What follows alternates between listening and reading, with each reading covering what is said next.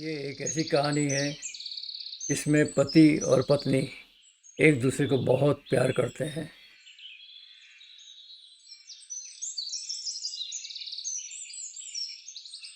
धर्मेश और गोपी husband wife है।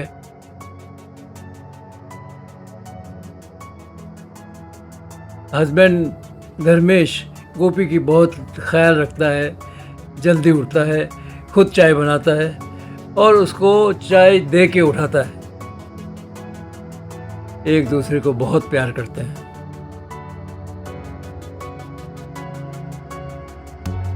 उठिए मैडम, चाय पी लीजिए।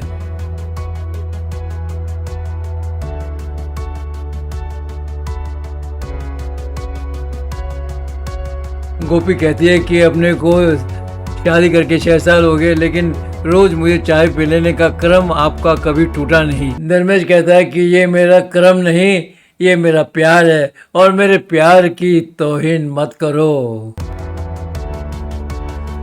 तो वाइफ बोलती है फिल्मी डायलॉग कम करो और जल्दी नहाने जाओ क्योंकि तुम्हें ऑफिस भी जाना है। चल अभी जल्दी करो, मेरे को ऑफिस जाना है। और तुम एक काम करना, वो कहता है कि तुम डॉक्टर के पास जल्दी जाना और देखना कि अपने 6 साल हो गए बच्चा क्यों नहीं हो रहा है। तो गोपी कहती है कि तकलीफ मेरे में ही होगी क्योंकि भगवान हमको सब सुख दिए हैं, लेकिन कुछ एक चीज़ तो रखता ही है। तो धर्मेश कहता है कि पहले ही तो नक्की कर लिया, पहले तो वो रिपोर्ट तो आने दे। और तुमको तो खबर है कि आजकल विज्ञान कितना आगे बढ़ गया है, हर चीज की प्रॉब्लम सॉल्व होती है। लव यू बोल के ऑफिस चला जाता है। धर्मेश ऑफिस से वापस आता है और वाइफ को पूछता है कि तुम डॉक्टर के पास गई थी? हाँ, क्या कहा डॉक्टर ने? मैंने कहा था ना कि प्रॉब्लम मुझ में ही है। डॉक्टर ने कहा कि बीज ही नहीं बनता है, तो 2 महीने की दवा दी है। अगर 2 महीने में कुछ हुआ तो ठीक है, नहीं तो फिर अपने को ऐसे ही करना पड़ेगा। नहीं तो मतलब क्या, अपने को आखिरी जिंदगी बिना बच्चे के रहना पड़ेगा। ऐसे रो मत और ऐसे बेवकूफ़ी सी बात करती हो। आज तो दुनिया के बहुत सारे रास्ते हैं बच्चा पैदा करने के। तो गोपी कहती है कि आज तुम्हारा एक काम हो सकता है कि मैं तुम्हारा दूसरा लगन करा देते हैं ताकि बच्चा हो जाएगा। तुम्हारे और मेरे बीच में कोई तीसरा आए वो मैं सहन नहीं कर सकता, और नहीं मुझे इस तरह से कोई बच्चा चाहिए, मुझे सिर्फ तुम चाहिए। और ये समझ लो मैं मेरा प्यार बेचना नहीं चाहता। और वो बोलता मुझे बालक नहीं चाहिए, बच्चे नहीं चाहिए, मुझे सिर्फ तुम चाहिए और तुम्हारा प्यार ही मेरे लिए सच्ची जिंदगी है। ऐसा होगा तो हम टेस्ट ट्यूब बेबी करा लेंगे और नहीं होगा तो हम अनाथ आश्रम से कोई बच्चा ले आएंगे। अभी तो खुश हो ना? और बच्चा ही जिंदगी में सब कुछ थोड़ी है, हम दोनों का प्यार ही सब कुछ है। और ये कुछ नहीं होगा तो हम अनाथ आश्रम से बच्चा ले आएंगे।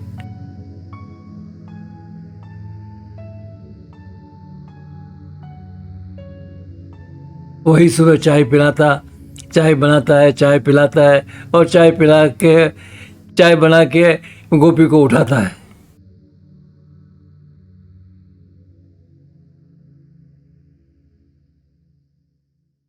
गोपी कहती है कि आज बहुत जल्दी उठ गए, अभी तो 6:30 बजे है। अरे आज तो वो बोलता है कि आज तो मेरा ऑफिस थोड़ा जल्दी जाना है, मैं नाश्ता वहीं कर लूँगा और तू फिक्र मत करना।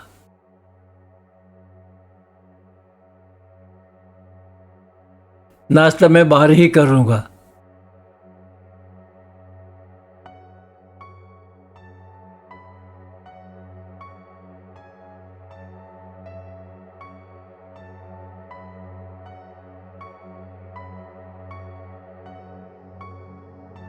अब घर में घंटी बजती है और गैस ठीक करने वाला आदमी आता है।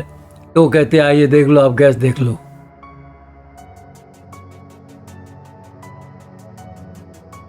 वो गैस चेक करता है और चेक करते करते गोपी की तरफ इशारा करके देखता है कि ये तो अकेली है, घर में कोई है नहीं, तो इसका एडवांटेज लेना चाहिए।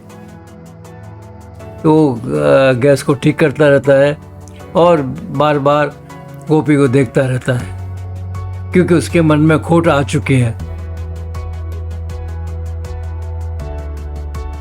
गोपी बेचारी बैठी हुई देखती है कि चलो ठीक कर रहा है, पर उस आदमी के दिमाग में तो कुछ और ही चल रहा है।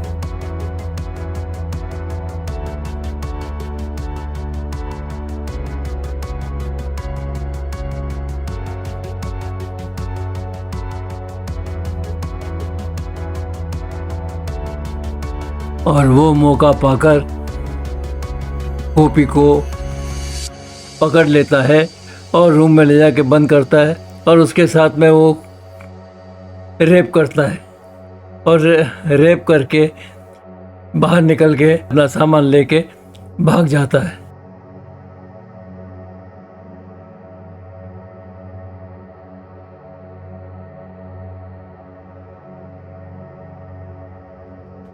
गोपी बाहर निकलती है उसके बाद में, और अपने हस्बैंड को फ़ोन करती है कि मेरे साथ में ऐसा कुछ हो गया है, तुम जल्दी घर आ जाओ।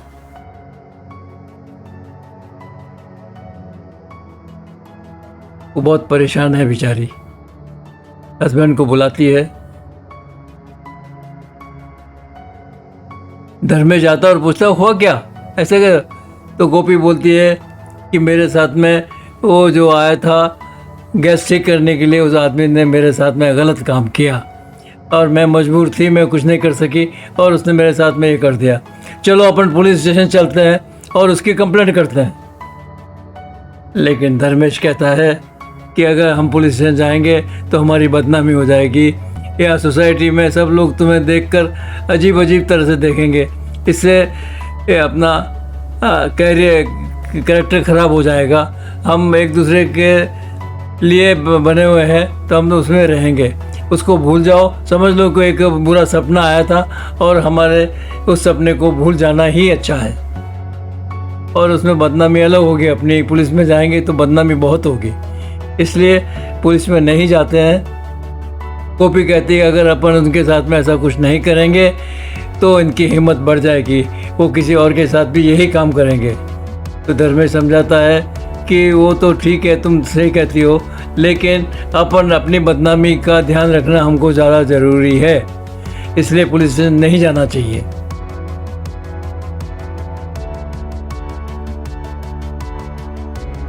और ये सब कुछ भूल के रूटीन लाइफ की तरह जीना शुरू कर दो। जो हो गया उसको भूल जाओ।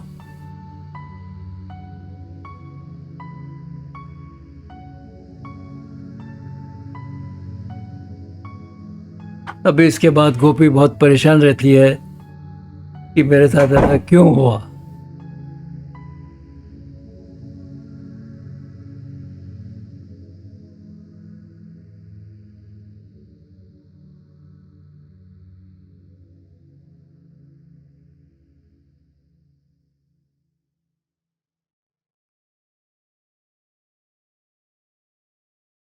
लो सो गया, मेरे को गुड नाइट बोले बगैर सो गया। कोई बात नहीं, क्या थका हुआ होगा, ऐसा कभी होता तो नहीं था। वो उठ के बोलता देखो लाइट बंद करो, लाइट चालू रहती है तो मैं सो नहीं सकता, जाके लाइट बंद करो। वो लाइट बंद करती है और सो जाती है।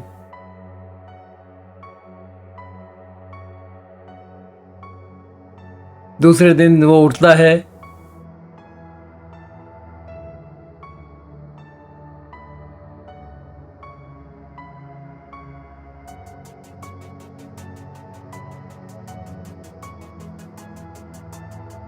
खुद चाय बनाता है, पीता है और ऑफिस के लिए निकल जाता है। गोपी सोती ही रह जाती है और सब रेडी वेडी हो के ऑफिस के लिए निकल जाता है और गोपी को कुछ कहता भी नहीं है।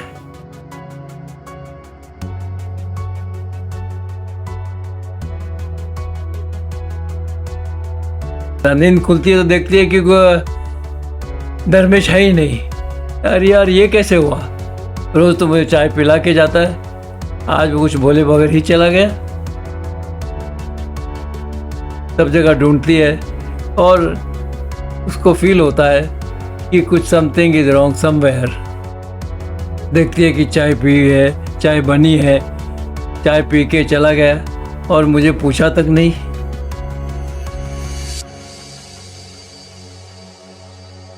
गोपी धर्मेश को फोन लगाती है।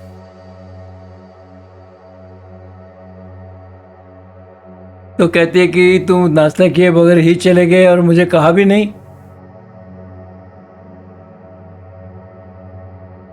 धर्मेश कहता है कि तुम 8-8 बजे तक उठते नहीं हो तो पति को बगैर नाश्ता किए ही जाना पड़ता है, उसके लिए जल्दी उठना पड़ता है। तो वो कहती है ये बात तुम मुझे प्रेम से भी तो समझा सकता था। और इतना बोलकर धर्मेश फोन काट देता है। तो गोपी को और ज़्यादा खराब लगता है। उसके बाद गोपी जल्दी उठना शुरू करती है, उठ के उसको चाय पिलाती है, उठाती है और चाय पिलाती है।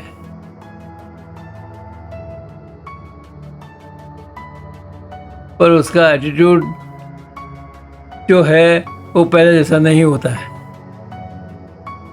ये गोपी महसूस करती है। वो बहुत कोशिश करती है कि जल्दी उठती हूँ, जल्दी नाश्ता बनाती हूँ और सब ठीक ठाक हो जाए, कोशिश करती रहती हूँ।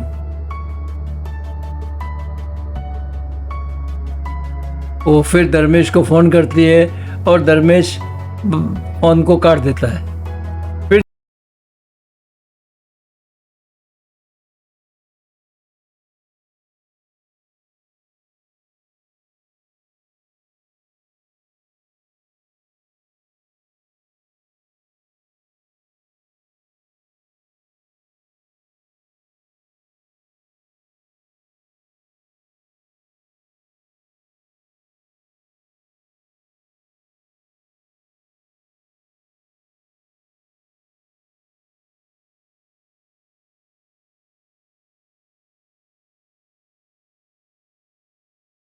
धर्मेश घर आता है।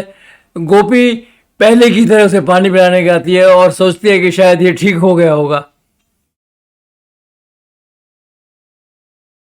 लेकिन धर्मेश अपने उसी कड़क आवाज में बोलता है, क्या देख रही हो तुम मुझे? गोपी धर्मेश को कहती है, तुमको ऐसा नहीं लगता कि अपने बीच में कोई आ गया है? नहीं तो मुझे ऐसा कुछ नहीं लगता, ऐसा धर्मेश कहता है। अपने बीच में पहले जो आदमी आया था वो आ गया है। मैंने तो उसको कोई इनविटेशन दे के बुलाया नहीं था, मेरा कोई बॉयफ्रेंड नहीं था, मेरा लवर भी नहीं था, तो उसके पाप की सज़ा मुझे क्यों मिल रही है? तुम पहले जैसे धर्मेश नहीं रहे। मैंने तुमको पहले भी कहा था कि चलो पुलिस स्टेशन चले, लेकिन तुम्हारे पास में टाइम कहाँ है? जो कुछ हुआ वो मेरे साथ हुआ है ना, मेरे पर क्या बीती होगी ये तुम सोच सकते हो? मैं कितनी तकलीफ में सोच रही हूँ हर बात को।